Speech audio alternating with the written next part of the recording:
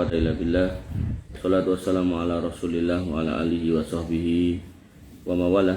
Rabbi shrah li sadri wa yassir li amri wa hlul 'uqdatam min lisani yafqahu qawli. Amma ba'du. Ibu-ibu yang dirahmati Allah, alhamdulillah kita bisa berkumpul lagi di majelis ilmu ini dalam rangka untuk menambah lagi pengetahuan kita tentang agama kita. Jangan sampai kita orang Islam tapi nggak paham tentang Islam, sehingga mudah untuk dikembang-ambingkan oleh sebagian orang yang memang tidak menginginkan kebaikan pada orang Islam. Pengennya umat Islam itu ragu dengan agamanya atau jahil dengan agamanya. Ibu yang dirahmati oleh Allah Subhanahu wa taala, sebelum membahas atau membaca kitab Riyadhus Shalihin, kita baca dulu pertanyaan. Yang pertama, Allah Subhanahu wa taala, kajian lewat radio. Allah Subhanahu wa taala menghalau umat Nabi Muhammad SAW disuruh ke samping kiri, padahal umat tersebut sangat setia dan taat pada Nabi SAW.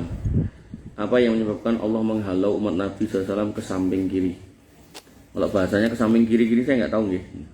Yang saya tahu nanti umat Islam itu dikumpulkan bersama setiap nabinya, semua umat, setiap umat itu akan dikumpulkan bersama nabinya di Al-Haud, telaga mereka masing-masing. Setiap nabi nanti akan dikasih telaga. Telaga ini apa nggih? Telagai danau atau sendang, tapi ini gede, bukan kecil, besar gitu. Bahkan diriwayatkan itu kayak luasnya atau lebarnya itu kayak dari kota Son'a sampai Ailah, itu ribuan kilometer itu jaraknya. Nah, maka atau ratusan kilometer itu. Maka setiap nabi itu akan diberikan Al-Haud itu. Nah, mereka akan ngumpul dengan nabinya masing-masing. Di situ nanti mereka akan minum. Jadi enten gelas-gelas kata terus diciduk ke toyotan niku diminum 1 atau 2 teguk, itu tidak akan membuat haus selama-lamanya. Padahal sejak dari kuburan nggak dikasih minum, bangkit di padang mahsyar berdiri bareng-bareng seluruh manusia yang nggak dikasih minum, matahari didekatkan 1 mil yang nggak dikasih minum, ngantri hisab, mizan, berbagai macam pertanyaan nggak dikasih minum. Ya logikanya berarti pun ngelak banget ya. Nah terus sampailah di telaga itu, gelasnya sejumlah bintang-bintang, terus disuruh minum 1 atau 2 teguk, nyiduk dewe ya. Begitu minum selesai, maka dia tidak akan haus selama-lamanya. Nah, Ibu Aisyah bertanya, ya Rasul, bagaimana jenengan mengenal kami dibanding umat-umat yang lain? Kata Nabi, nanti keadaan kamu itu kayak kuda belang di antara kuda hitam. Nah, belangnya kenapa? Belangnya karena bekas wudhu. Jadi wudhu kita sama wudhu umat yang lain itu berbeda. Nah, kita disunahkan untuk rodok memperpanjang area wudhu. Jadi nek tangan sampai siku kita tambah sithik gitu. Nek kaki sampai mata kaki kita tambah sithik gitu. Lah grujukan entuk mboten. Nek kan wudhu nggih kudu mawon mboten sah grujukan. Nah, itu fungsinya untuk menambah cahaya kita nanti di akhirat, dengan Nabi mudah mengenali kita. Nah, niku yang sudah dikenali niku sama ngumpul, yang ketutan umat lain diken lunga. Nah, niku tahap pertamanya. Tahap keduanya setelah sama-sama ngumpul semua, nah niku dipetani melih oleh malaikat, sebagian diusir. Nah, itu yang saya pahami diusir ten mriku niku. Tapi soal ke kiri atau ke kanannya saya belum pernah baca tulisan ke kiri atau kanan. Yang jelas sebagian setelah ngumpul niku, sebagian niku diusir. Nah, Nabi kemudian menghalang-halangi, kok mbok usir ngopo? Kira-kira gitu kalau nanti dijawabke. Terus kata malaikat, anta la tadri ma ahdatsu ba'daka. Kamu ndak tahu hal apa atau kelakuan apa atau modifikasi apa dalam agama yang dia sudah perbuat. Tegasnya ada sejumlah umat Islam yang dia melakukan praktek-praktek keagamaan yang Nabi itu nggak pernah nyontohkan.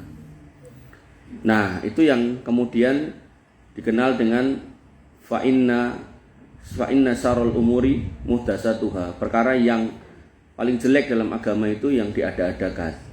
wa inna kulla muhdatsatin bid'ah. Nah, yang disebut diada-adakan ini istilahnya adalah bid'ah. Ini kalimat Nabi nggih, bukan kalimat saya nggih. Jadi kalimat lengkapnya itu Nabi mengatakan fa inna asdaqal hadisi kitabullah, perkara atau perkataan yang paling benar itu Al-Qur'an. Wa khairul huda huda Muhammadin sallallahu alaihi wasallam, dan sebaik-baik petunjuk itu adalah petunjuk Muhammad sallallahu alaihi wasallam. Wa syarrul umuri muhdatsatuha, dan perkara yang paling jelek itu yang diada-adakan.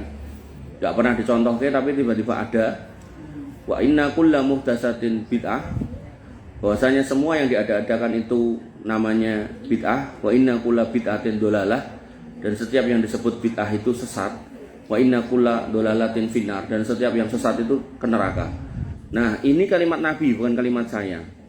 Jadi seharusnya kita sebagai umat Nabi ini ketika tahu kalau ini kalimat Nabi, yang pertama jangan alergi. Nanti anak wong alergi, titik buatan, ampun. Yang kedua, kita harus introspeksi bid'ah enggak yang kita lakukan. Nah, kenapa? Karena nanti yang terusir dari telaga itu adalah para pelakunya. Lah bid'ah niku napa? Sesuatu amal ritual yang Nabi enggak pernah nyontohkan tiba-tiba dia perbuat. Contohnya napa? Macam-macam. Misal sebagian orang yang kemudian tawaf di kuburan. Tawaf itu di Baitullah Al-Haram. Nah ini tawaf ten kuburan. Napa enten? Ten India enten, ten Pakistan enten, ten Iran enten. Mbok-mbok malah ten Jawa nggih enten. Nah. Terus napa? Orang-orang yang kemudian membaca atau melakukan beberapa praktek ibadah yang enggak pernah dicontohkan Nabi.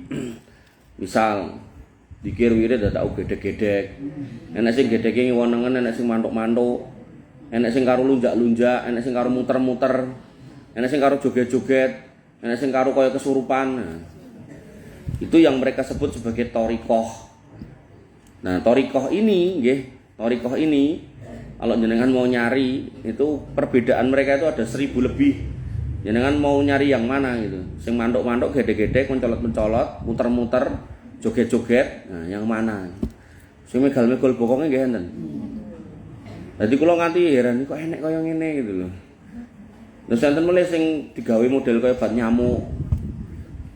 Terus enten melih sing ngarep kuburane habib tertentu, wali tertentu. Enten sing kemudian macam-macam lah. Dan maneka warna niku. Nah, maka ibu-ibu yang dirahmati oleh Allah Subhanahu wa taala, kaidahnya dalam hidup itu cuma 2. Jadi jenengan nggak harus hafal banyak hadis, nggak harus. Ning jenengan nek hafal kaidah niki gampang. Mungkin jenengan bisa mengidentifikasi iki bener apa salah. Yang pertama terkait ibadah.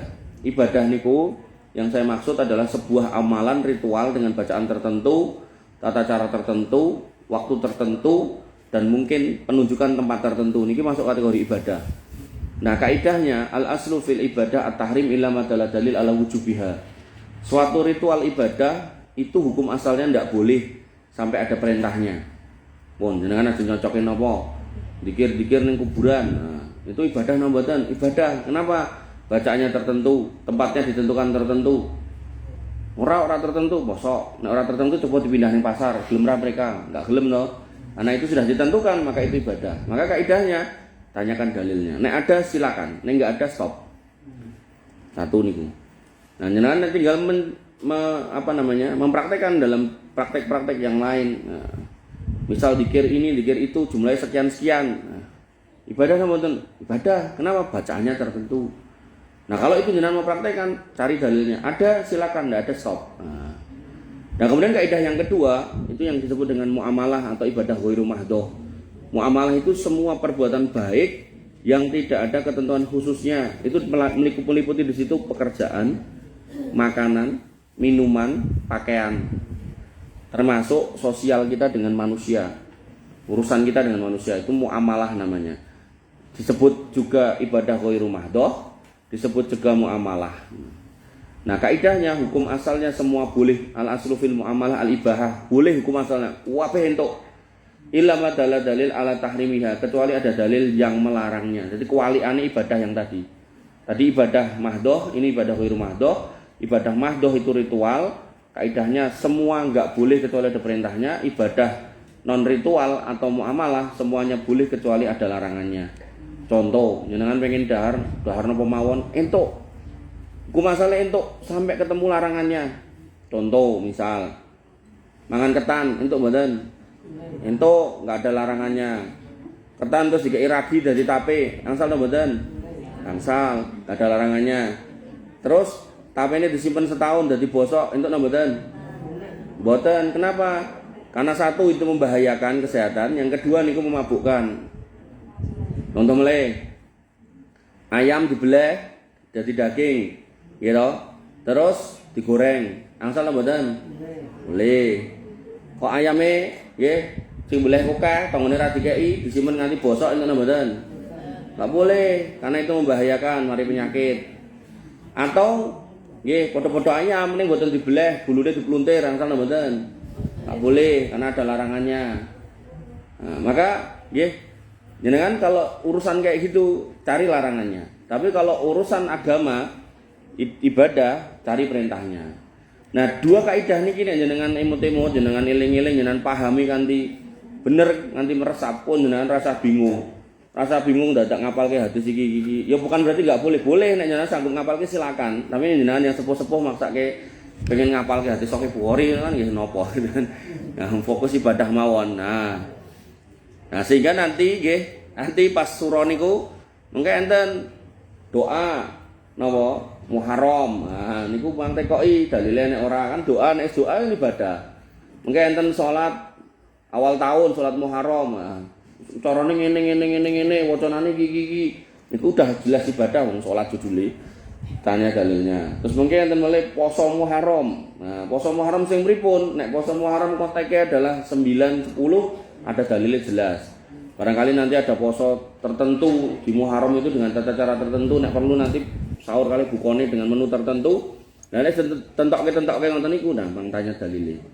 Nah, ngoten nggih. Jadi dua kaidah ini jenengan pahami, jenengan resapi sehingga nanti tinggal dicocokkan, jangan sampai kita nanti nggih posisi ngelak-ngelak pengen ngombe dan minuman yang terbaik pada waktu itu yang di telaga Nabi SAW, semua orang pengen ke situ malah jenengan kita naudzubillah malah diusir. Dan dalam kalimat itu tadi dikatakan kamu enggak tahu apa yang diperbuat umatmu pada waktu kamu sudah pergi. Makanya saat ini kok enten piyai niku nglempak terus ngerayake ngapunten nggih hari lahir Nabi, terus pemimpin majelisnya ngomong ngendikan wadeg terus sholawat ngomong iki Nabi karo sahabate dikuancani malaikat lagi teko. Itu jelas dusta. Kenapa? Kalau memang benar itu yang datang Nabi SAW, hadis itu nggak akan berbunyi seperti itu. Hadisnya jelas berbunyi kok.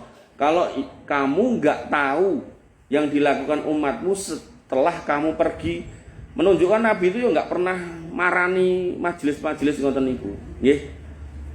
Nek jenengan ajeng sholawat nggih monggo, tapi jangan kemudian mengklaim sesuatu yang tidak benar. Apalagi berdusta atas nama Nabi SAW nggih.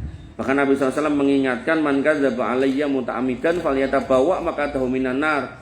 Hati-hati, wani ngapusi nyomot jenengku, siap-siap nyemplung neraka. Lho. Wong kanca kita, teman kita itu jenengan ngapusi terus iki ngomongnya Mbak Sri lho, padahal Mbak Sri atau ngomong nesu to kancane. Nomele kok nabi, alah wis. Nah, nek nabi tak terima kan bahasane wau nyemplung neraka lho kowe. Nah, niki sudah disampaikan sejak 1500 tahun yang lalu. Kok kemudian kita enggak mawas diri, enggak hati-hati ya malah nanti kecemplung ke sana gitu. Makanya saat niki niku banyak jamaah-jamaah aneh-aneh nggih. Niku musibah di akhir zaman. Pentingnya bermajelis ilmu menguatkan keimanan, meneguhkan keyakinan di atas ilmu agar jenengan enggak mudah terombang-ambing sama yang aneh-aneh. Itu yang tadi saya buka di depan ngoten niku. Pentingnya bermajelis ilmu. Ibu-ibu yang dirahmati oleh Allah Subhanahu wa taala, yang kedua, kelak Nabi Isa Al-Masih atau Yesus Kristus. Niki nggih Isa Al-Masih sanes Yesus Kristus ya. Nah, turun ke bumi untuk menghancurkan umatnya. Siapa yang dimaksud umat tersebut? Sebenarnya bukan untuk menghancurkan ya. Yang benar itu meluruskan. Nah, yang dihancurkan itu salib. Jadi tugasnya itu meluruskan umatnya. Lho aku ki lho Isa Al-Masih sing mbok sembah, aku dudu Tuhan. Nah, siji.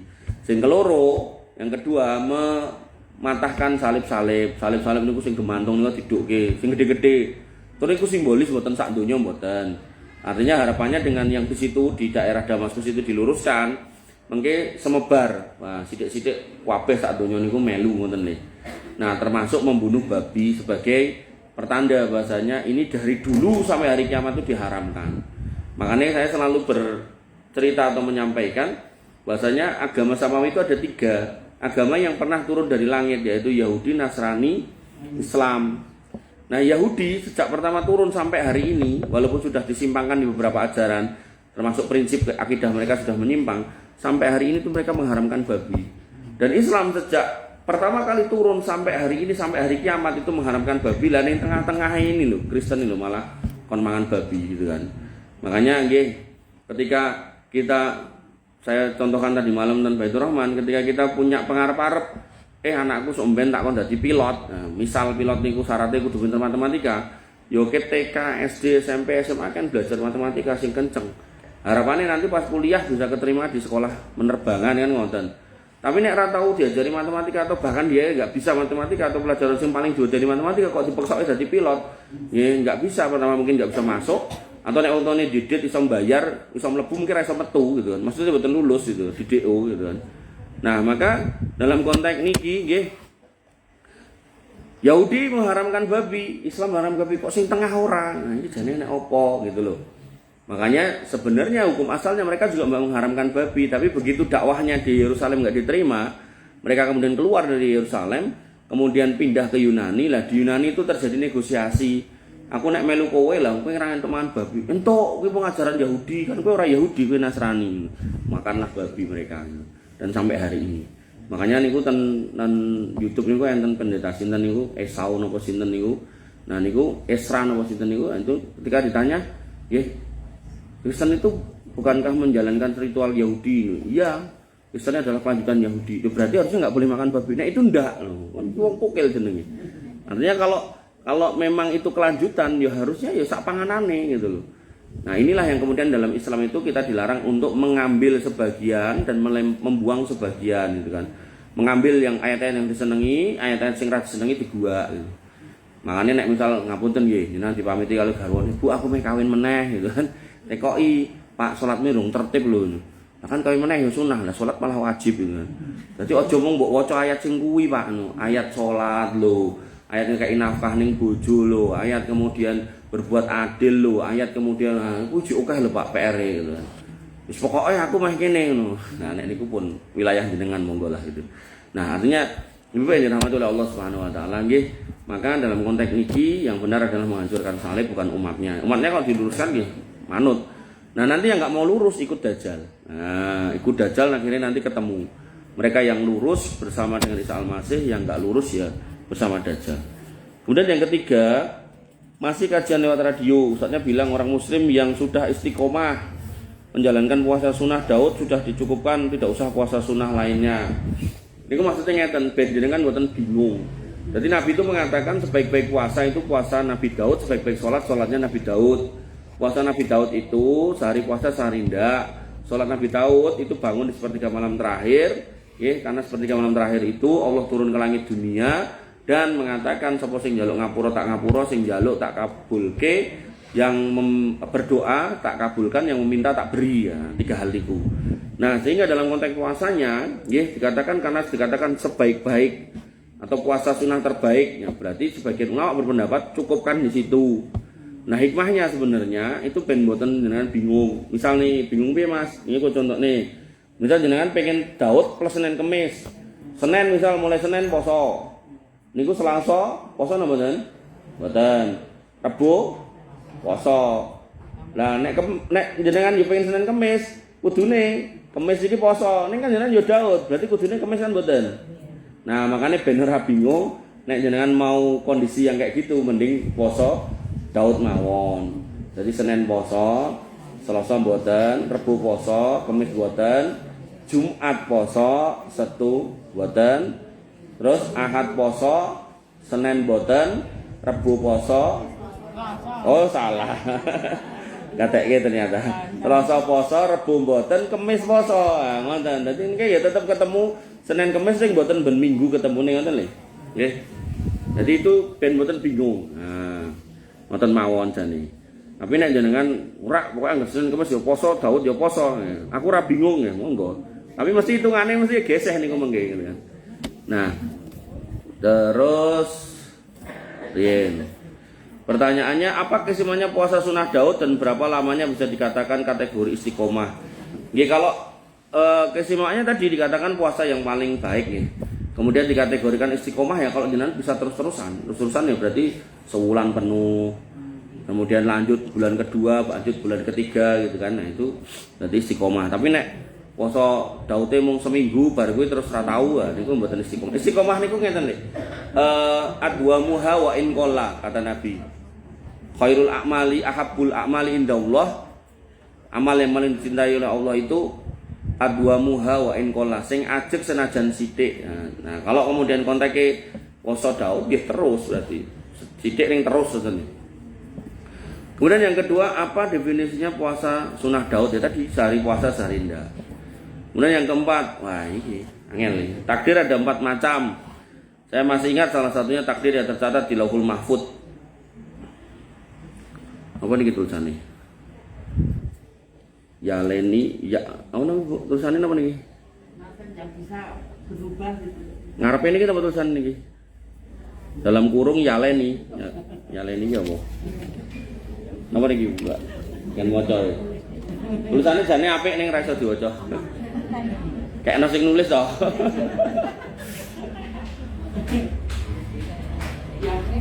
Yakni. Oh, yakni. Oke.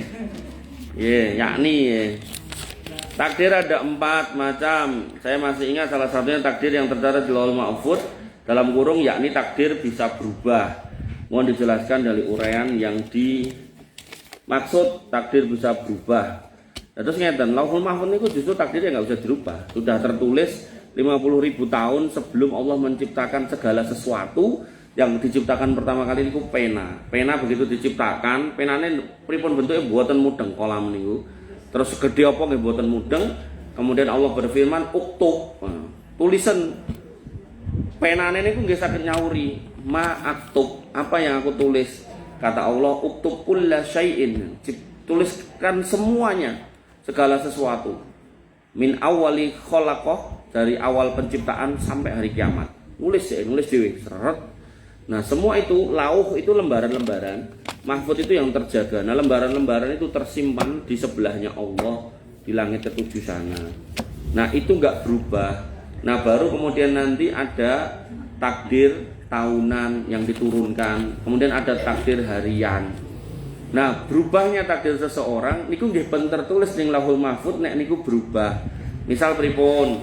Ada orang nggih ra tau sekolah, bodoh, tertulis wong ra duwe, ning kemudian dia mau berjuang, dia mau berubah, dia mau giat terus berubah jadi kaya. Niku pun enten tulisane ten mriku. Nah, terus diduk kene ben dinten, oh berubahlah si iki ngono niku. Niki nek dibahas niku kitab khusus tok takdir niku kula kesepen ngarang sinten sakmenen iki. Nah, makanya dalam bab takdir niki ada di dalam akidah kita, tapi nggih tidak perlu kita dalami terlalu dalam, karena nanti kalau kita terlalu dalam kita malah ada kebingungan-kebingungan tertentu. Makanya ini pembahasan seperti ini sebenarnya pembahasan di level para ulama. Nah, intinya kita fokus dalam memperbaiki diri, mengikhlaskan semua amal dan hati kepada Allah Subhanahu wa taala. Dah itu aja. Pokoknya tiap hari tambah amal, dikurangi kedoliman, tambah donga, dikurangi dosa. Dah gitu terus. Terus kalau sudah banyak amal, diikhlaskan lillahi ta'ala. Yang kemarin misal ngapunten pengawasan niatnya pengen ketemu kancane, saiki ya tetap ketemu kan. Nah, tapi diniatkan untuk mencari pahala dari sisi Allah. Enten mulai sing mungkin pengawasan mergo karo nopo sadean misal gitu, nggih mengke ya tetap iso saged sadean. Ning gimana caranya biar ketika kita pengawasan itu tetap ikhlas lillahi ta'ala. Ning masjid nggih ngoten. Ning masjid niate pengen karo nyaur utang, ya enggak apa-apa. Tapi yang paling baik diawali dengan niat untuk mengharap ridho Allah dulu. Baru nanti karo ngodit ya ketemu wonge bayar utangnya. Atau sebaliknya ning masjid ngunake utang kan. Nah, maka nggih iso wae ditagih ning utamakan niat kepada Allah dulu. Nah, wa ma umiru illa liya'budullaha mukhlishina lahuddin. Tidaklah kamu semua diperintahkan kecuali untuk mengikhlaskan semua apa yang kamu kerjakan untuk Allah Subhanahu wa taala. Ngoten nggih. Jadi ketika tiap hari orientasi kita seperti itu, beramal solih meninggalkan amal tolih, beramal baik meninggalkan amal buruk, kemudian semua yang baik-baik kita kerjakan itu kita ikhlaskan lillahi taala, ya insya Allah itu akan menghasilkan husnul khotimah. Karena kita nggak tahu akhir kita seperti apa, maka kita nggak usah sibuk mikirnya takdir. Nanti ada orang yang mengatakan, ora takdirku aku maling kok gitu. Pertanyaannya ngopo ora ngomong takdirmu wong salat, kowe salat kok bareng ngomong takdirmu wong salat. Ngopo ndadak maling sik engko digebuki terus ditekoki ngopo ki dadak maling, jawabane kok takdirku maling. Kenapa enggak diwalik salat dadi wong sregep, wong rajin, ahli ibadah, kayane ngaji, terus ngomong takdirmu wong apik, wong alim, kayane salat, kayane ngaji. Kan gitu lebih enak sebenarnya. Tapi selalu kalau urusan jelek niku selalu mengatakan takdirku ngene kok. Wis ora iso dirubah, wis tertulis ning Lauhul Mahfuz, sok tahu kan gitu. Makanya nggih, jenengan ampun gampang diapusi sama orang-orang yang seperti itu. Dibalik aja. Apa kowe dadak ngomong takdirmu maling? Kenapa kowe ora dadi ustad wae? Kan kok kakek kowe dadi ustad lagi ngomong takdirku dadi ustad kan penak gitu. Nah, tapi nek elek langsung balik ning takdir, nek apik langsung dilem-lem awake dhewe. Kan itu kan enggak bagus itu. Ibu yang dirahmati oleh Allah Subhanahu wa taala. Kemudian pundi dengan saya berjualan makanan, Allah meridhoinya dan sudah sekian lama, yaitu 35 tahun. Saya dapat hasilnya. Apakah dengan hasil keringat saya juga sudah merubah takdir? Bisa berubah, ya merubah ekonomi saya. Paling tidak saya sangat membantu ekonomi. Ya iyalah, artinya kan apa yang jenengan lakukan itu semua sebenarnya sudah tertulis di dalam takdir. Nah dari sisi apakah yang kita lakukan itu punya imbas baik besar kepada hidup kita atau enggak, ya kembali ke masing-masing. Yang jelas bahkan ngapunten nggih, hari ini pun jenengan lenggah ten mriki niku pun enten tertulis di dalam takdir. Bahkan di dalam Al-Qur'an sampai disebutkan satu daun yang jatuh pun Allah itu tahu, dan itu semua tertulis di dalam takdir. Ngoten. Sampai orang itu beriman atau enggak, amin sa'idin amin sakiyin, apakah dia termasuk orang yang nanti bergembira masuk surga atau nanti orang yang masuk neraka, itu sudah ada di dalam takdir. Nah, apa toh hikmah kita mengimani takdir? Satu, likaila taksau ala ma fatakum wala tafrahu bima atakum. Kalau akhirnya ada yang lepas dari tangan kita, dari diri kita, dari keluarga kita, lepas, raiso digocek, raiso dicekel, maka kita harus kembalikan kepada takdir, jangan sampai kita putus asa. Oh iya, mungkin aku raiso karo DE mergo DE dudu jodohku. Lepas gitu kan. Sebaliknya kita ikhlaskan nggih. Sebaliknya kalau kita dapat sesuatu, misal karena buka usaha, buka dagangan terus akhirnya jadi sugih. Maka wala tafrahu bima antakum, jangan pernah membanggakan apa yang kamu dapatkan. Kenapa? Ya kita harus kembalikan ke takdir. Emang takdirku aku dodolan, aku jadi sugih, kan ngoten. Emang takdirku aku kerja terus hasilnya oke. Emang takdirku dan sebagainya. Maka dalam Islam itu ditutup celah untuk berputus asa. Jadi orang Islam itu nek tahu benar filosofi dalam Islam itu tidak boleh putus asa, tidak boleh bahkan naudzubillah sampai bunuh diri itu tidak boleh. Sampai Allah mengatakan la taqnatu mir rahmatillah, jangan pernah menyerah dari rahmat Allah. Innallaha yaghfiru dzunuba jami'a, Allah itu mengampuni dosamu semuanya. Dan Allah itu selalu membuka tangannya untuk menerima taubat hamba di pagi hari yang bermaksiat tadi malam, dan selalu membuka tangannya di waktu malam buat hamba yang bermaksiat di pagi atau siang hari. Makanya nggih, semua keadaan kita harus kita kembalikan kepada Allah Subhanahu wa taala. Paribasane niki mboten nyelek-ki. Jenengan kemarin tulis pertanyaan yang kemarin itu cerita kasus kemarin itu yang minggu yang lalu, itu nggih sudah tertulis di dalam takdir. Neng ternyata takdir baiknya apa? Ternyata orang yang dirugikan ternyata malah memaafkan. Itu sudah tertulis di dalam takdir. Termasuk kemudian mungkin jenengan sempat loro hati, itu ya tertulis dalam takdir. Maka semua hal yang terjadi sama kita hakikatnya itu tertulis di dalam takdir. Kenapa? Nah, karena Allah Maha tahu. Makanya kalau ada orang yang mengatakan Allah itu baru tahu kalau itu kejadian baru terjadi, maka itu dia mengingkari kalau Allah itu Maha tahu. Karena Allah Maha tahu, maka sesuatu itu diketahui sebelum itu terjadi. Dan bahkan sebelum terjadinya Allah sudah menulisnya Alkitabah. Makanya rukun dalam takdir itu nggih enten 4. Allah Maha tahu, kemudian sudah tertulis. Nah, disitulah kemudian enggak ada yang luput. Lah kok ndadak ngono? Nah, maka jenengan nek mau menglogika, menganalogi itu kayak niki lho. Orang yang lulus teknik sipil atau arsitek, dia sebelum bangunannya jadi, dia kan gambar sih, ngitung sih. Nah, apalagi dengan aplikasi-aplikasi sekarang. niku gambare sak hitungane iku saged meh plek. Dadi misal nggih gambar gedung niki sadurunge kontrakan niki sadurunge niki dadi misal digambar. Nah, iki budgete 2 miliar misal gitu. Terus bahannya niki. Niku nek dicepakke duite, ditukokke bahannya sesuai dengan rinciane berdasarkan keilmuannya. Niku nggih akan menghasilkan bangunan yang dimaksud. Lah nek menungso aja bisa napa meneh Gusti Allah kan. Gusti Allah tambah bisa gitu. Karena Allah Maha tahu atas segala sesuatu. Nggih, Ibu yang dirahmati Allah Subhanahu wa taala, viral di TV, seorang bapak dengan sangat tegas berani menegur supir truk yang sedang memandikan truk berisi hewan babi. Supir disuruh cepat pergi, katanya air bekas mandi tersebut mengalir ke sawah bapak tersebut dan membuat najis dan haram untuknya. Benarkah bahwa hanya sisa air bekas mandi hewan babi bikin haram sawah? Terima kasih. Nah, ini bapaknya yang larang itu mungkin belum belajar fikih ya. Jadi sesuatu itu menjadi najis kalau melih. Yang pertama merubah warnanya, baunya, rasanya. Kemudian yang keempat, kalau jumlahnya kurang dari 1 kullah. Nah, kemudian yang kelima, kalau airnya tidak mengalir gitu kan. Nah, 1, 2, 3 ini enggak terpenuhi. Kenapa? Nah, pas disiram kan airnya banyak, bablas. Kemudian airnya mengalir terus jumlahnya banyak. Maka dalam konteks apa yang disampaikan kurang tepat gitu. Jadi hasil mandi si babi itu ngalirkan sawah itu tidak menyebabkan air yang sebanyak itu nggih, itu jadi najis. Beda halnya kalau ngeten, banyune ditadai terus ning jero jerigen atau drum lah itu jelas najis. Wong niku dialirke kok mengalir kan. Nah, terus mungkin mlebu ning jero lemah, terus mungkin diserot tanduran itu ndak bisa. Contoh meleh, kalau contohin meleh. Zaman dulu masjid niku ngangge lemah, gitu, pasir.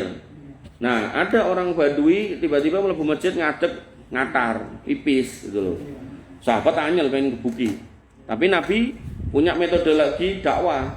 Maksudnya orang yang lagi muncak ngoten niku lagi dalam kondisi rong rampung hajate, jangan dicegah. Jarno sik. Nah, begitu wis rampung dikandani, aja nguyuh ning masjid satu. Yang kedua, Nabi enggak marah karena menganggap mungkin iki wong ra mudeng gitu kan. Akhirnya Nabi mengatakan jikuken banyu sak ember.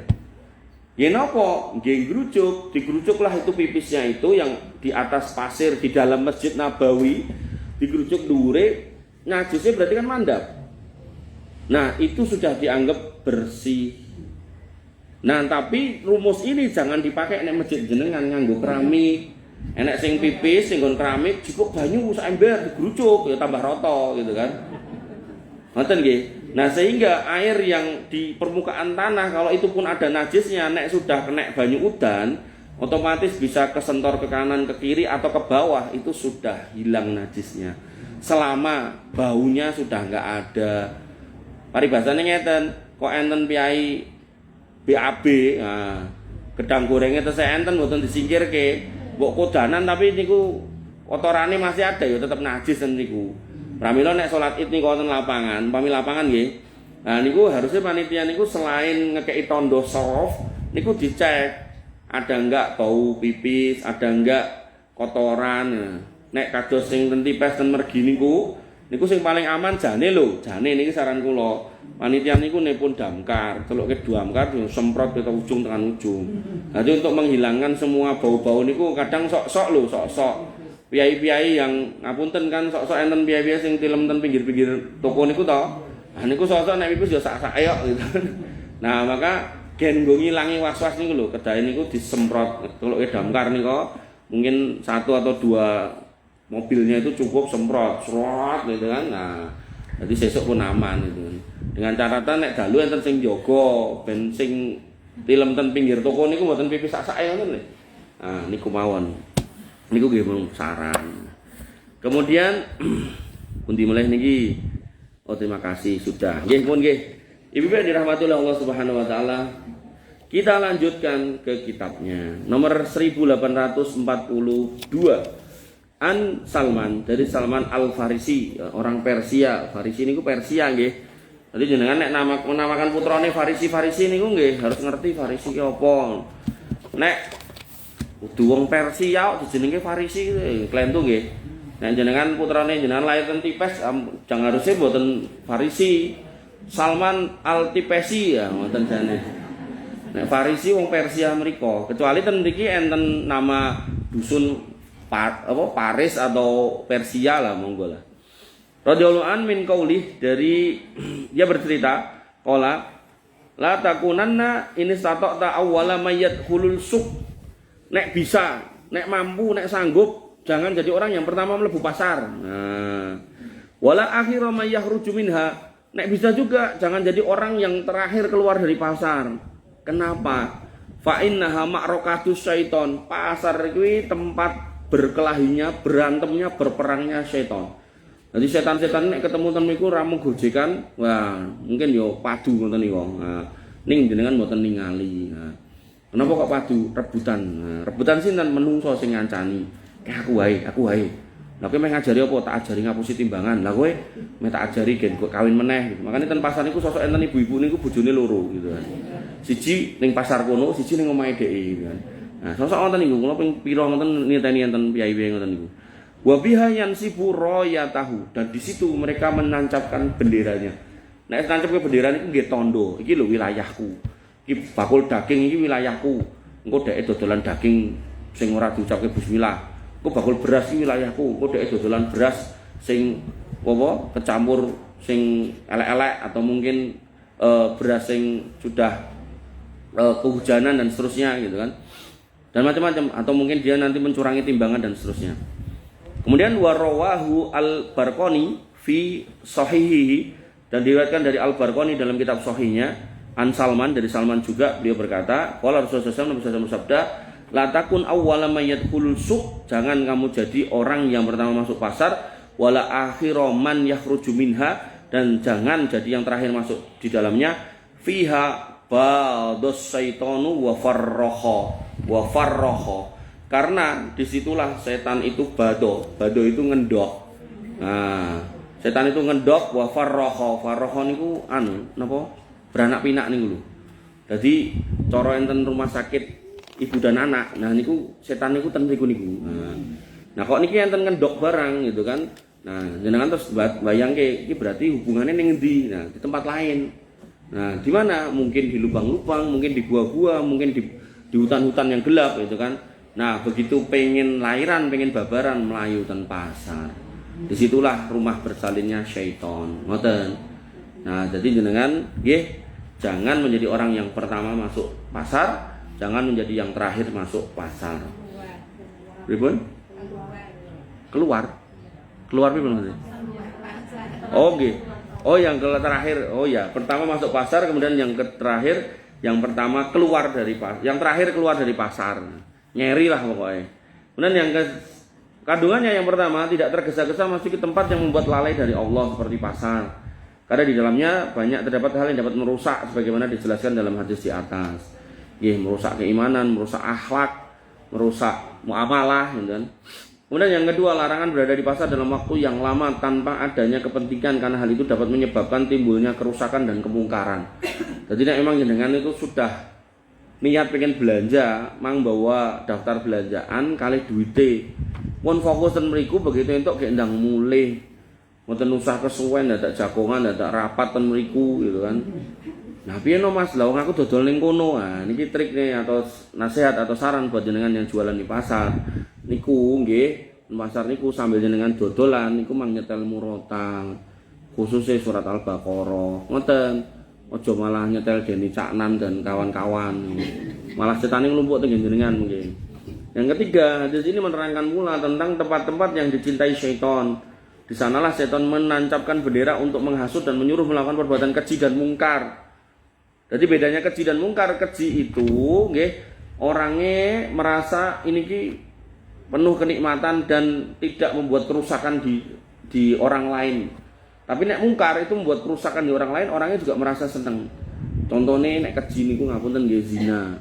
Orang yang zina itu nek tekoki piye rasane, mesti jawabannya yo enak, seneng, bahagia, berbunga-bunga. Tapi dia enggak perlu bikin kerusakan yang sifatnya masif kayak omah ambruk atau apa gitu, enggak. Walaupun mungkin rumah tangga orang lain berantakan. Tapi nek yang mungkar ini contohnya membunuh, ada orang yang mati berdarah-darah, mungkin ada lagi yang nyuri, nanti ada lagi yang rampok gitu-gitu. Nah, itu mungkar. Nah, bedanya keji dan mungkar tentu itu. Nah, berarti termasuk keji niku napa? Ketika dua orang wanita ketemu terus rasan-rasan. Nah niku masuk kategori fahsya. Nah, keji. Nah, nek mungkar itu enggak cuma rasan-rasan tapi sudah saling menghasut. Piye nek engko kae bakul kae gandeng dadi sainganmu, sak ploke dhek dodol, ya toh. Kok omsetmu medun. Nah, engko kei wae wedang teh cemplungi endrin. Nah, udah itu udah mungkar kalau udah kayak gitu, berencana untuk membunuh orang gitu. Nah, kemudian yang keempat, syaitan dan para pendukungnya berkumpul untuk memperbanyak pengikut di pasar. Pengikutnya siapa ya? Menungso tadi. Nah, maka nggih jenengan yang ke pasar nggih jangan lama-lama. Nah, kemudian berikutnya ini termasuk pasar itu mall juga nggih. Nah, mall itu nggih termasuk pasar karena di situ kan berkumpul para pedagang. Jadi pasar itu tempat kumpulnya pedagang dan datangnya para pembeli. Kemudian hadis berikutnya wa an Asim al-Ahwali an Abdullah ibni Sarjisa radhiyallahu an qala, dari Asim al-Ahwal dari Abdullah bin Sarjis qala, dia berkata qultu Rasulullah SAW, aku berkata kepada Nabi SAW, ya Rasulullah wa Rasulullah ghafarallahu laka, semoga Allah mengampuni engkau. Qala, Nabi pun berkata walaka, dan semoga Allah juga mengampuni engkau. Wa qala Asim, dan Asim pun berkata faqultu lahu, dan aku berkata kepada Nabi istaghfaralaka Rasulullah sallallahu alaihi wasallam, apakah Nabi SAW memohonkan ampun untukmu? Qala, dia pun berkata na'am walaka, iya, dan untukmu juga. Tsumma tala hadhil ayah, kemudian dibacakan ayat ini wastaghfir lidzambika walil mu'minina wal mu'minat, maka mintalah ampun untuk dosamu wahai Muhammad dan buat orang-orang yang beriman dari kalangan laki-laki dan perempuan. Nah, ibu-ibu yang dirahmati oleh Allah Subhanahu wa taala, hadis ini memiliki kandungan bahwasanya Nabi SAW itu memohonkan ampun untuk umat Islam secara umum. Jadi Nabi itu mengajari kita untuk minta ampun enggak cuma untuk diri kita tapi buat semuanya. Bahkan di dalam Quran itu diajarkan Allahumma fir lil muslimina wal muslimat wal mu'minina wal mu'minat al ahya'i minhum wal amwat innaka samim qaribun mujibud da'wat. Ya Allah, ampunilah kaum muslimin laki-laki dan perempuan, baik yang Islam laki-laki dan perempuan, yang beriman laki-laki dan perempuan, yang masih hidup maupun yang sudah wafat. Dan ini nanti dalam hadis yang lain, orang-orang yang mintakan ampun untuk saudaranya muslim, maka dia akan mendapatkan kondisi yang sama. Makanya Nabi tadi mengatakan walaka. Jadi ketika kamu mintakan ampun untukku, maka Allah pun juga akan mengampuni kamu. Makanya ketika kita mendoakan satu orang, misalnya ya Allah ampunilah Mbak Sri, misalnya saya bilang gitu, maka Allah akan juga mengampuni saya karena doa saya kepada Mbak Sri. Tapi kalau kemudian bahasanya ya Allah ampunilah semua kaum muslimin laki-laki dan perempuan, baik yang hidup maupun yang sudah wafat, itu kan berarti orang banyak banget. Maka dalam jumlah sebanyak itu ampunan akan diberikan kepada kita. Pramila jenengan nek pengaosan, terus ustadznya atau gurunya atau kiainya, go ndonga niki pun rampung. Nah, terus donga awale Allahumma firlil muslimin wal muslimat, jenengan rampung. Kuwi wae, kuwi meneh gitu kan, kowe nek liyane, kowe rapal liyane. Ampun. Karena justru itu wallahu alam saya meyakini itu doa paling baik. Kenapa? Karena begitu itu jenengan ucapkan, hakikatnya kita mintakan ampun kepada kaum muslimin yang banyak. Nah, niku balik ke kita. Ya sebanyak itu. Nah, kaum muslimin yang banyak itu kan hidup aja mungkin kalau nggak salah itu sekarang itu ada mungkin 3 atau 4 miliar kaum muslimin. Nah, jenengan dongake pisan tapi untuk balikan 4 miliar. Urung sing sudah meninggal dari zaman dulu sampai hari kiamat itu tambah banyak lagi. Makanya bibi yang dirahmati oleh Allah Subhanahu wa taala nggih, dalam kondisi tertentu mungkin kita sering dengar doa itu tapi jangan sampai kemudian kita punya jawaban-jawaban yang kemudian kurang tepat. Satu lagi nih kandungannya hadis ini yaitu bahwasanya boleh berargumen dengan salah satu bagian potongan Al-Quran. Hal ini berdasarkan perkataan Asim al-Ahwal. Selanjutnya dia membaca ayat berikut. Jadi kalau jenengan nggih, umpami nggih, jenengan iku hafal Quran atau hafal beberapa ayat dari Quran, ketika kemudian ditanya, misal gitu kan, ditanya sama sebagian orang, "Bu, apa hukumnya makan babi?" gitu kan. Nah, jenengan kemudian dalil innama harrama alaikumul maitata walahmal hinjir gitu kan. Sesungguhnya Allah mengharamkan buat kamu bangkai dan babi. Jadi enggak harus nyauri kuwi haram, tapi langsung dalil itu boleh gitu kan. Atau kemudian apa hukumnya ngerokok misalnya gitu. Apa hukumnya rokok misalnya tanya sama suaminya. Terus jenengan jawab misal wala tadlimu anfusakum, jangan kamu dolimi dirimu. Nah, jawab langsung, kamu enggak boleh mendolimi dirimu. Atau mungkin nanya apa hukumnya berjudi ya. Terus jenengan langsung enggak jawab langsung haram judi atau apa, tapi langsung jawabnya pakai ayat gitu. Bahwasanya innamal khamru wal maisiru wal ansabu wal azlamu rijsun. Nah, tapi dengan catatan sing dijak ngomong paham gitu kan. Dengan dalil malah sing dijak ngomong ora paham terus amin. malah kacau nek niku nggih. Ngoten nggih. Ibu-ibu dirahmati oleh Allah Subhanahu wa taala, bila makaten yang bisa saya sampaikan. Ada yang mau nanya? Enggak ada nggih. Oke, siap. Kita tutup dengan doa. Semoga Allah kemudian memberkahi pertemuan kita dan panjenengan semua dan bisa ketemu lagi di minggu atau pekan yang akan datang. Bismillahirrahmanirrahim. Alhamdulillahirabbil alamin. Hamdan syakiran hamdan naimin. Hamdan yuafi ni'amahu wa yukafi mazidah. Ya Rabbana lakal hamdu kama yanbaghi li jalalika wa adimi sultanik. Rabbana lakal hamdu anta nurus samawati wal ardi wa man fina wa lakal hamdu. La ilaha illa anta subhanaka inna kunna minadh dhalimin. Wa illam taghfir lana wa tarhamna lanakunanna minal khasirin. Allahumma ighfir lil muslimina wal muslimat wal mu'minina wal mu'minat al ahya'i minhum wal amwat innaka samiun qaribun mujibud da'wat wa ya qadiyal hajat. Rabbana zalamna anfusana wa illam taghfir lana wa tarhamna lanakunanna minal khasirin. Rabbana ighfir lana dzunubana wa liwalidina warhamhum kama rabbawna shighara. Allahumma ighfir lahum warhamhum wa'afihim wa'fu anhum wa akrim nuzulahum wa wasi' madkhalahum waghsilhum bil ma'i wasalji wal barad. Allahumma taqabbal minna siyamana wa qiyamana wa ruku'ana wa sujudana wa tahassu'ana wa tadarru'ana wa tilawatana ya arhamar rahimin irhamna faghfir lana ma qaddamna wa ma akharna wa ma a'lanna wa ma asrarna wa ma anta alamu bihi minna la ilaha illa anta subhanaka inna kunna minadh dhalimin wa illam taghfir lana wa tarhamna lanakunanna minal khasirin. Allahumma inna nas'aluka al-huda wa tuqa wal 'afafa wal ghina. Allahumma inna nas'aluka ilman nafi'an wa rizqan thayyiban wa amalan mutaqabbalan maqbulan ya arhamar rahimin irhamna. Rabbana hab lana minas solihin, Rabbana hab lana minas solihin, Rabbana hab lana minas solihin, wajma'na fi zumratil muwahhidin wa adkhilna al-jannata jannatin na'im ya arhamar rahimin ya dzal jalali wal ikram. Rabbana atina min ladunka rahmah wa hayyi' lana min amrina rasada. Rabbana atina ma wa'atana ala rusulika wa la tukhzina yaumal qiyamah innaka antas sami'ud du'a innaka la tukhliful mi'ad. Rabbana atina fid dunya hasanah wa fil akhirati hasanah wa qina adzabannar wa qina adzabannar wa qina adzabannar. Wa akhiru ta'wana alhamdulillahi rabbil alamin wa sallallahu ala nabiyyina Muhammadin wa ala alihi wa sahbihi wasallam ajma'in. Akhir kalam, subhanakallahumma bihamdika asyhadu an la ilaha illa anta astaghfiruka wa atubu ilaik. Assalamualaikum warahmatullahi wabarakatuh. Terima kasih kepada Bapak Ustaz yang telah menyampaikan tausiah pada sore hari ini. Semoga bisa